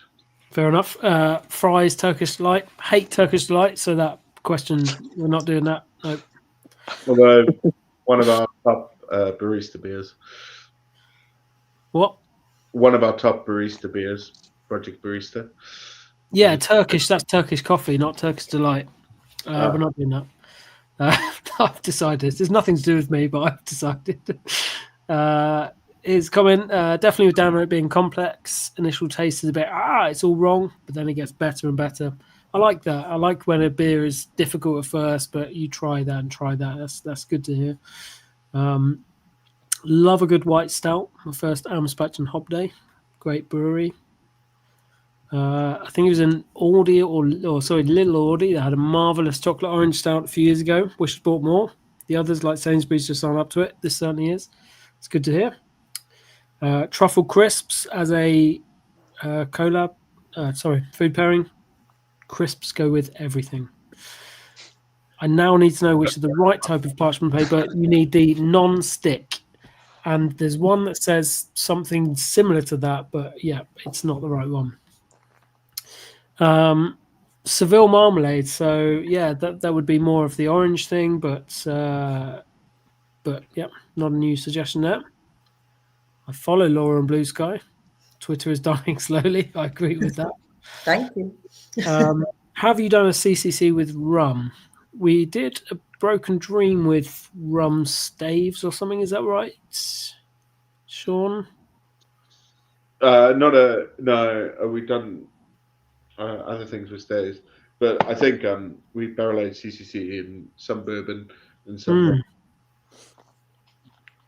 Rum barrels are horrible to work with because they leak way more than bourbon barrels. But when you get good rum barrels, the flavors are really good. Why is that, Sean? That they leak? I think they use more, but I think they stand them upright. I'm not too sure, but they just aren't like as well sealed as bourbon barrels. Okay. Yeah, we always find issues with rum barrels. Yeah. Fair enough. When is Dan's beer coming? It's canning next week. We will hopefully get Dan back to the brewery to get that for canning, and then we'll do some more stuff with Dan over the weeks. And Ravenhill Brewery did an excellent Kendall Mint Stout. It can be done, Sean. This is it. And this is my favourite comment of the evening, Sean. And this is what we're going to remember from the whole night. You backing off from this Mint CCC, get Hayley to do it. The girls are winning, Sean. Let's get Hayley back off her maternity. And let's get a woman to show you how to do it, Sean. Hayley will be up for it, I know. So of course you wouldn't. She'd do it smashingly. Right. There's time for one more question from Darren, and then we're going to move on to Death by CCC. Here we go. So again, we've listened to your feedback. Death by, we've amped up in ABV this year. Made it more stronger. Obviously, it's come at a cost. The extra duty has increased the price. So we'd love to hear what you think. Is that the right way to go? Do you feel that that's had the impact for this beer that you wanted? We love it. We want to hear from you.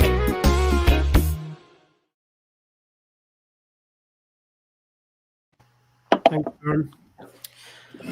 A very good point. It's the strongest beer of the set, and it's the most expensive beer of the set. No hiding from it. It is more expensive than previous years because of the duty that's gone up. Laura, careful pouring that like that. I don't know if you're in front of a laptop, but I manage.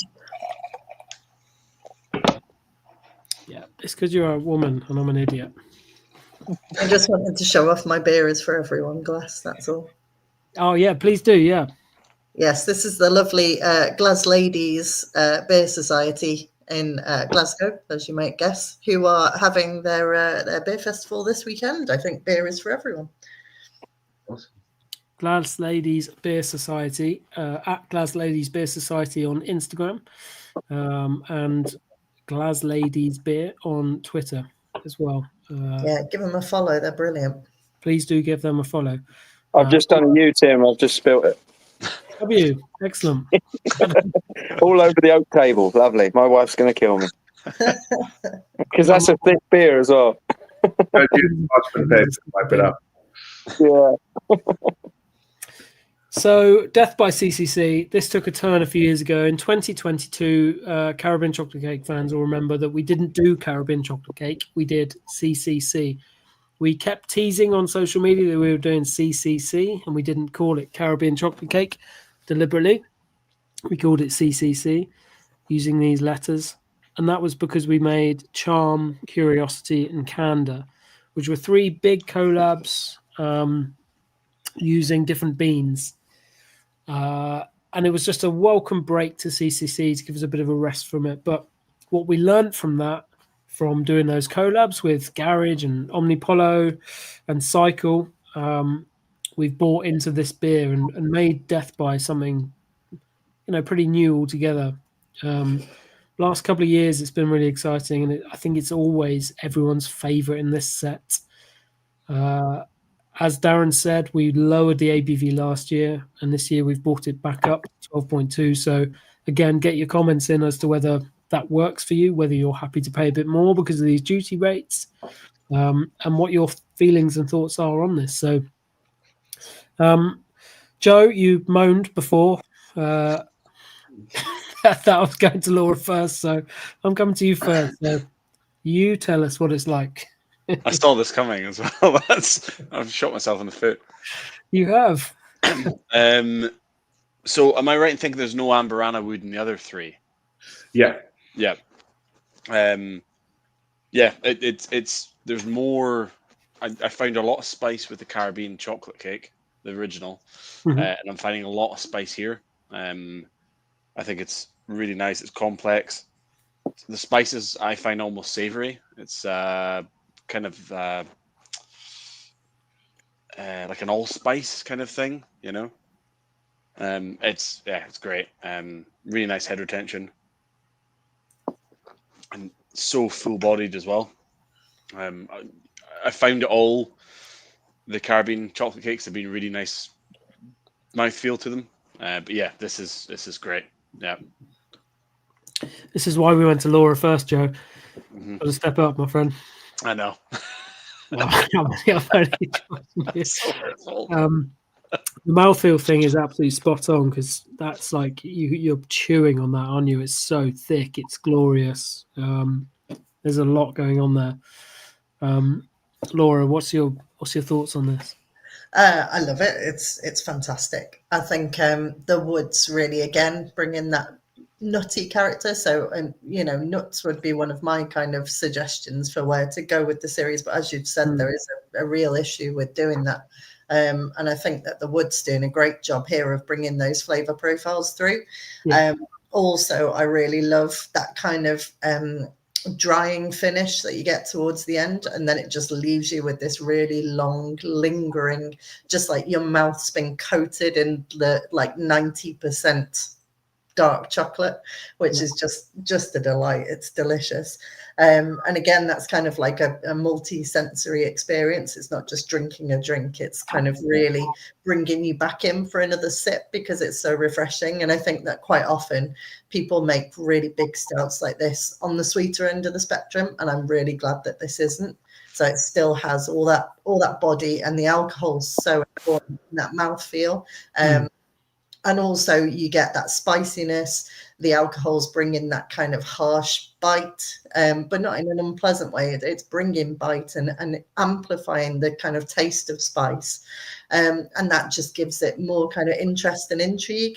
For me, that made me think immediately of the Mexican style of cooking, where you bring in chocolate in with meat and spice. So like a mole. So it kind of has that vibe for me. So there's for free is my food pairing as well. So yeah, loads going on, and I just really think it's a glorious thing. But I don't think you could do it justice at a lower ABV point personally. Yeah, absolutely. Interesting you mentioned mole as well, because that was one of the specials last year, I think, or the year before.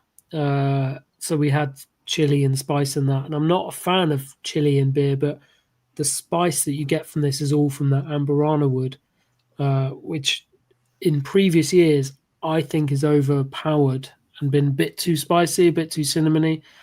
I think it's so well balanced this year. I'm really enjoying that.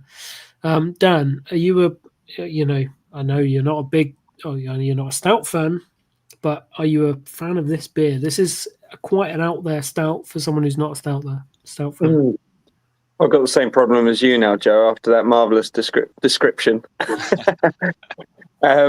So, yeah, I mean, again, very interesting.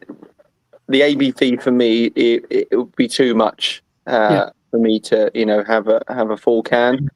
But really interesting for me, and everyone else picked on that aromatic kind of spices. For me, it brings out like almost like Moroccan spices. You know what I mean? Like at the start, and then it sort of finishes with the cacao. Flavor, and that just lasts for ages. In your mouth, it's sort of like one tiny sip, and you've got all those profiles in your mouth. A really interesting one, and for the first time this evening, I really picked up on the spice element that you guys had picked up, but I didn't. So yeah, for me, that's a new flavour that I've tried in this, and I don't know whether that's because of the alcohol content or I don't know the other ingredient that you were saying about that other wood. I would suggest it's the wood, but Sean will tell you otherwise in a moment, I'm sure. Dan, how are you feeling about? Are you training tomorrow? I am. That's why I've been having a couple of sips. So tell us, like, life as an Olympic level athlete, what is your life like? I presume you're just training 24/7 pretty much. Well, I had some like 2 months to let my hair down. Well, there's not much of it, but you got a good look, I'm telling you. It's the new in, right? But yeah, no, 2 months to really let my hair down and eat and drink exactly what I wanted to, and splurge out a little bit. But this week's been the first week back into training, so my body is just going, "Why? What are you doing?" So it's aching all over. But yeah, when I get into the thick of it, winter training is the hardest part of the training. It's really heavy slog stuff. It's 3.5 to 4 hours training a day. Quite intense, and there's 2 sessions that's split up into 2 sessions. So yeah, it's but it's all worth it. I mean, because moments like I had in Paris, it was just a phenomenal experience. So yeah, I do it all for those small little moments. It's crazy to think that you train 4 years for an hour. Well, you wouldn't want to sort of drink 12.2% beers every night before doing that. But when you came down to the brew day, we were laughing that there was the survey of people who were saying if they started training now, they could qualify for the next Olympics. And you look at genuine, like, Olympian level people like yourself who've just trained all their lives, almost round the clock, all the time. It's quite something. Well, I love the optimism, and that's really where it starts, really, because for me, picking up a javelin in a PE lesson was my little spark of inspiration, and it led from one little small thing, and I can it converts across all industry. In terms of brewing, for example, it starts with that first sort of beer that we had as a 18-year-old, and then it leads on to something else. It leads down this rabbit hole, and then you become a brewer, and then it's something bigger and bigger and bigger. So yeah, it's encouraging to see that people have that optimism to think that they can be an Olympian or Paralympian, and why not? Amen. Absolutely. Everyone can be whatever they want. Just you got to work for it. I love it. Absolutely.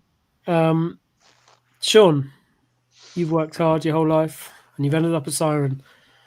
What do you think of this beer? Laura, I think I took a sip as you were talking through it, and I think it was really good. Like Tim said a few times, how well you described the beer, but I just had that chocolate coating in my mouth. At that time, so I thought it was really good. I really like brewing this beer. When I first joined Sour, we talked about Amberana, and I thought it was such an interesting ingredient.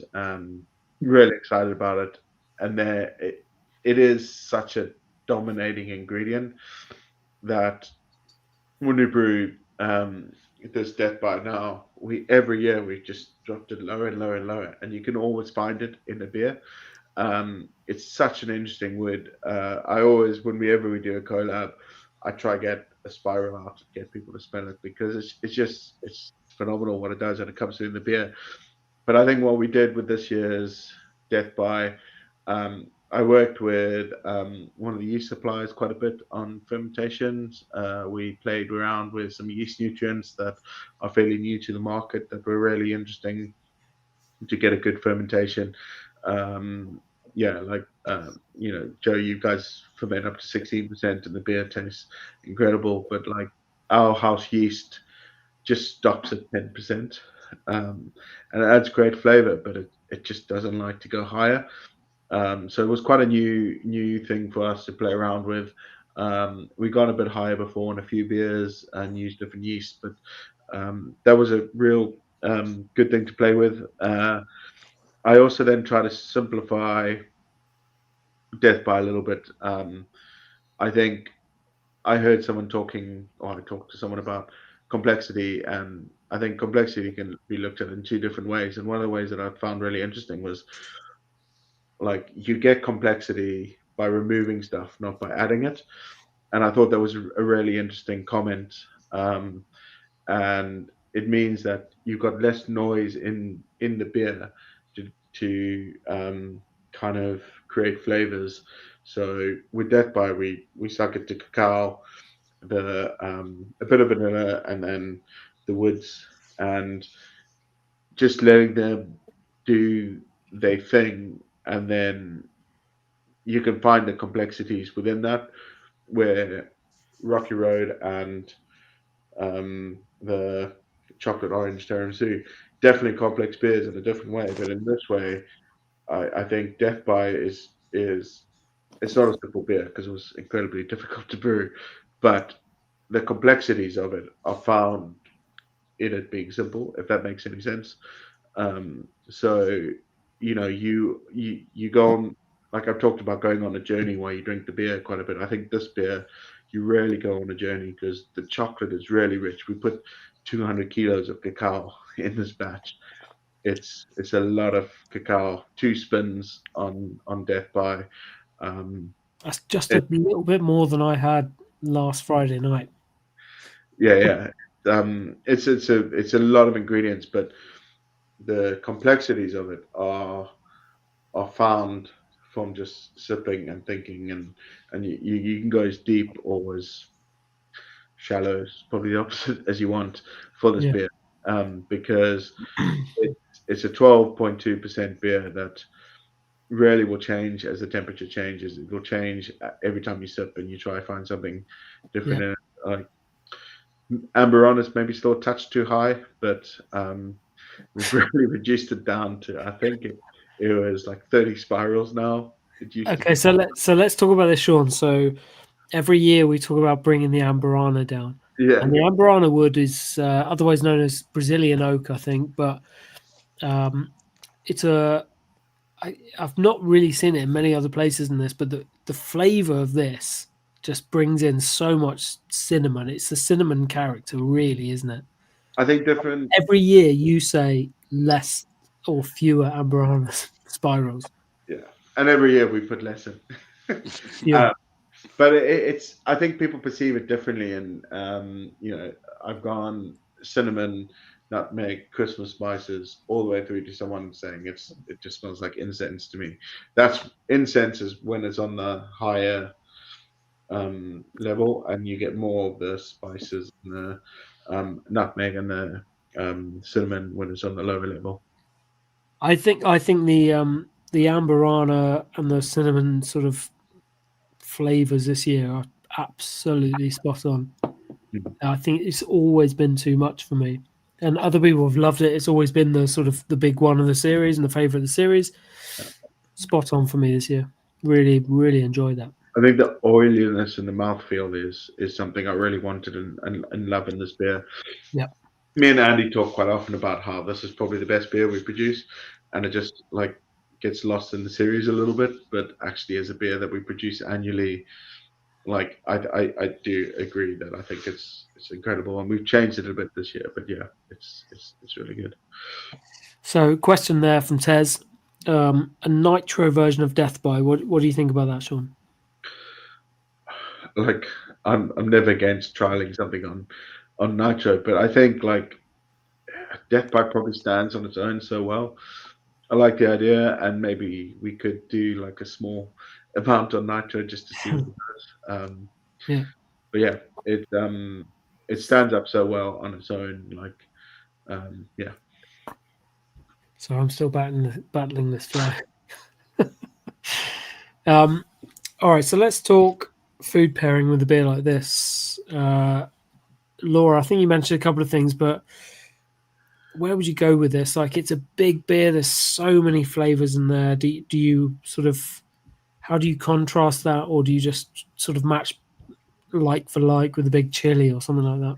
Yeah, well, I said mole before, and I think I kind of stand by that because it's got the depth and complexity, and it's very similar in character, so that works really well. But in my notes as well, this is where I really went with like your blue cheese kind of element. I think like, if you imagine really just like liquidy gorgonzola that you just have to scoop up and it drips, and that would be incredible.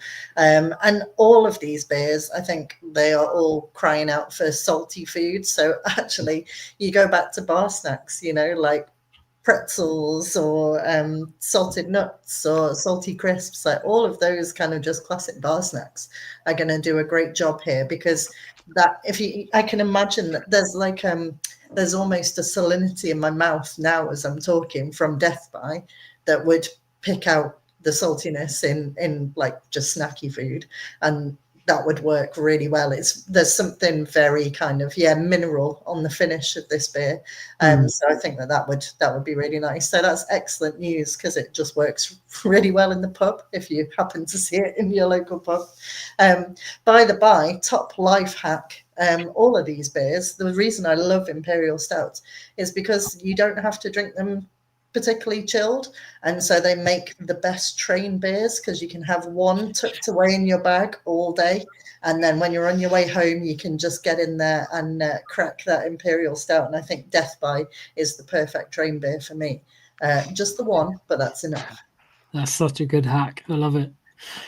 Joe, you live in Edinburgh. You live in Edinburgh, right? Yes. So yes. I presume your beer pairing is a big munchy box? Yeah, absolutely. A deep fried Mars bar. Deep fried Mars bar. No, I think I do just live outside of Edinburgh. I was just trying to be difficult for you. I think for me, finally, I'm going to go against Laura, or not against, but opposite. I think I would go for something sweet. So really creamy vanilla ice cream to balance out some of the bitterness, some of the spice. I think I like that nice. I would like this poured over ice cream, perhaps. We had that earlier with something else with make a great sort of affogato. Mm-hmm. I quite like the idea of that poured over ice cream. Actually, that would be good. I'm into that. Dan, I don't know how much sort of beer and food pairing you've done, but could you imagine? What are you thinking when you're drinking this beer? What are you thinking? I'd love to eat with it. Yeah, well, every year the Hereford Amateur Brewers, I'm part of the Home Brewers Club there. We have like a Christmas competition. I've got one this year that I've created. It's called Bishop's Beast. So we'll be trying that. It's around 6.5%, and nothing, to the ABV of this. But last year I made some really good sausage rolls, and they had like fennel in them. I put Worcestershire sauce in there. There was, quite salty. I reckon it would kind of go well with this. Nice. Because it's quite a big flavour. Yeah. Yeah, that would work well. Sean, what are you thinking? Dolly's joined the chat, by the way. She's into it. I don't know. I think yeah, like the mineral side and the saltiness probably is the route I'd go. Yeah, something to cut. Like I think this beer is so rich and decadent, and there's lots going on in it. That and looking for something to cut through that, and yeah, probably something salty would do that. Excellent. I agree. So let's round this up then. Dan, what was your favourite out of all of these this evening? Now you've tasted through them all. I'm sorry, but I'm going to have to stick with the Rocky Road. It was, yeah, that for me, head and shoulders above the rest because it was just my liking, and yeah, that roller coaster that I was talking about, roller coaster of flavors and very complex. And you got to remember, I'm very new into stouts, so yeah, my journey has only just begun. So my palate may increase in its complexity, and maybe I'll like this Death by CCC even more and appreciate that more as it goes on. Nice. And don't forget that Dan's beer with us, Paris Gold, will be available next week. So do join us. We're doing a little Instagram live to chat about that. Laura, your favourite beer of the evening? Well, I think I already said the white stout is my favourite. When I'm judging beer, the question that I always kind of come back to is like, what would I do to make this better? Like, how would I make this a better one of those, whatever that might be? And it's quite interesting, really. I think the one time that really kind of that question really came to the fore was when I was judging the Great Taste Awards, and I do spirits as well as beer some years, and there was like this marshmallow spirit, I don't know, liqueur kind of thing, and it's not something that I would ever touch with a barge pole, but obviously, you know, I was there to judge it objectively, and I thought, actually, if I wanted to drink one of those, I don't know how it would be better, so I gave it the highest mark that I possibly could. And it's the same with the white stout. I just don't know what I would do to make it better, because it just ticks every box for me in a way that none of the others quite do. And I do have a soft spot for a white stout, so it's great to see what is now my favourite white stout. Amazing. I absolutely love that. Joe, objectively, you're here to represent Vault City, but taking that out of the question, what is your favourite of the evening? I've taken a turn. I think I'm tied between the white stout and the normal Caribbean chocolate cake. Nice. Yeah, nice. I think the body and the mouthfeel and the kind of OG 7.4% version is like outrageous. It's really impressive. And the complexity of it, yeah, I love that. And then the other one's a white stout, so it automatically just does well, you know. Yeah. Before I come to you, Sean, if anyone's got any last questions in the comments, get them in now. Now's your chance before we finish. Sean, your favourite beer from this year's series? I think it's a very hard question for me to answer. I don't know if I put more work into these than I have in previous years, but I quite possibly have. And I think the work that I did on Death by, working with, we use a different yeast in Death by, which I haven't talked about, and yeast nutrients. I think for me, the learning process in that was really interesting, and I'm really happy with where Death by is this year. Might lower the Amberana slightly next year just to keep the theme going, but I think Death by will probably be my favorite out of them. Are we going to lower the Amberano until there's just no Amberano in there? Just half. There'll always be some, but I like the idea of Death by being my train beer that I just keep in my bag all the time. So Death by is going to be it. To answer Adrian's question, no, she's not a cockapoo. She's a Shih Tzu. If you followed Siren for a while, you'll know Dolly. She's a Siren dog. She's been there a while. My wife has just messaged me, and said she's got a question, and I'm going to have to share it now. So rather embarrassingly, as you shared the photo of me in my Siren jacket earlier. That was it must have been 7 or 8 years ago. I went into a bottle shop near where we stayed at the time, and the guy asked me if I worked for Siren, and I panicked, and I told him yes. I was going to say luckily, unfortunately, but luckily that bottle shop has closed now, and this was several years ago, so I don't have to face that shame. But yes, I did panic, and then we got out, and she was like, "Why did you say that?" And I was like, "I don't know." And then I could never go there again. So there we go.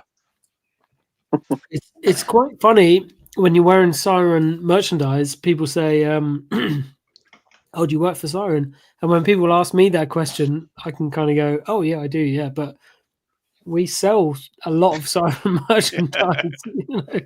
Like if I'm wearing a Metallica t-shirt, no one's coming up to me going, "Do you play guitar for Metallica?" So no. And I get it a lot with Vault City. Folk will say, "Do you work for the brewery?" And I go, "No, I'm just a big fan." And they go, "Ah, okay, fair enough."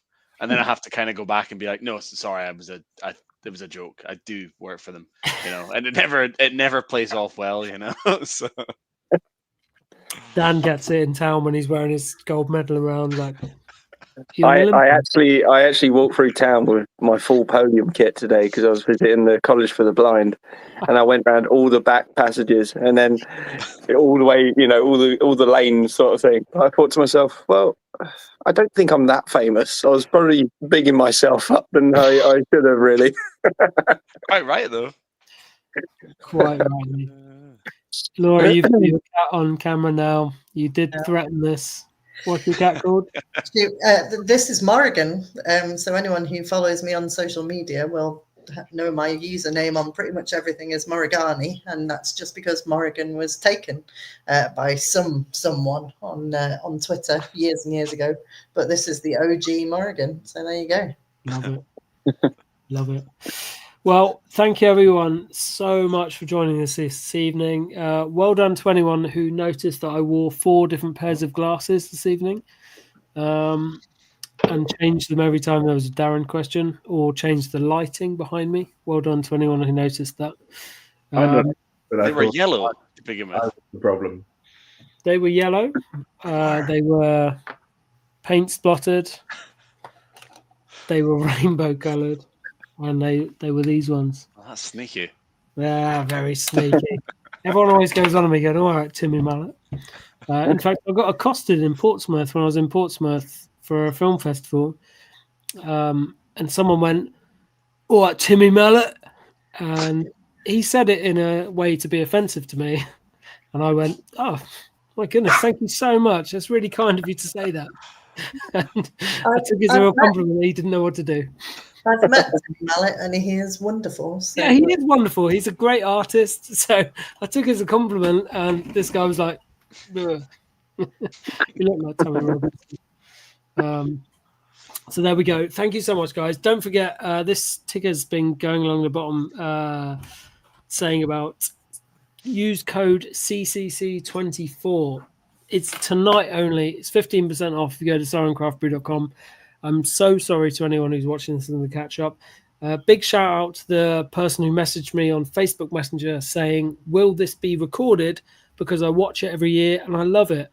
That meant the absolute world to me, by the way, because this is just a silly little live tasting. For someone to say that meant the world to me. Dan, thank you so much for joining us. You're an amazing one, and I can't wait to do some more stuff with you to promote Paris Gold. Let's chuck that up. Paris Gold. That's coming next week. Watch this space. Watch this space. Laura, thank you so much for joining us as well. You've clearly been the biggest expert in this chat tonight. Everyone else is an idiot, possibly apart from Sean. That feels like an unfair comment on so many levels, but No, I'll take the compliment. Thank you. No, it's a fair comment. Smash the patriarchy and keep promoting diversity. Thank you very much. Joe, thank you very much for coming in from Vault City. Been a pleasure. And I will send you a barrel-aged beer. No worries. And Sean, just, thank you for turning up and not getting locked out of your house this evening. Yeah, that was 4 years ago, 5 years ago, Tim. Well, I still remember it. I know. Thank you, everyone. Thanks for joining us. Go and enjoy your evenings. Don't forget, use code CCC24 tonight. Go and buy an advent calendar. They're really good. And day one of that advent calendar is amazing. Cheers all. See you later. Cheers. Bye. Hey, you. You're looking for a way to capture that childhood nostalgia of opening an advent calendar whilst also being an adult and enjoying some good beers, right? We've got your back. And our 24 beer advent calendar is back and it's better than ever. But aren't they expensive? The price you pay is actually less than the beers you get in the calendar by about 15%. That's quite some saving. Yeah, but it'll just be a load of repeats, right? Au contraire, little Timmy. Our calendar is 24 unique beers with a variety of styles. Probably just beers I can buy elsewhere, right? There's actually 3 calendar exclusives here, including some seasonal specials and a day one beer that's going to blow your mind. I asked for a stout. I know you did. Okay, so what else do I get? You don't need anything else, but things you ask politely, as well as all those beers, there's a lovely little Christmas crossword to keep you or Grandma busy, plus a little Christmas surprise worth, well, you're going to have to wait to find out. All right, sounds amazing. Where do I get one? It really is, Timmy. It really is. And you can get yours now from sirencraftbrew.com/advents. They'll be picked and packed and sent to you fresh for December 1st.